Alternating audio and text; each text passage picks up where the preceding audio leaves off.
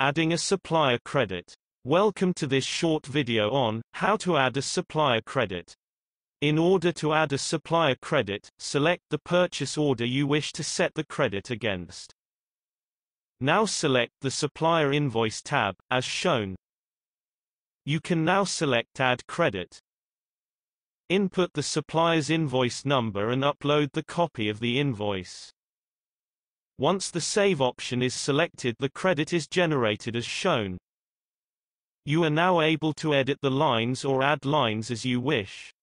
To complete the process, you will now need to resolve the issue, as this will now sit in query. To resolve the query, select the purchase order number as shown. Now select the Resolve option. This will now show the amount you are about to resolve and ask you for a reason for resolving.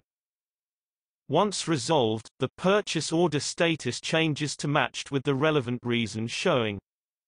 Thank you for watching this short video on supplier credits.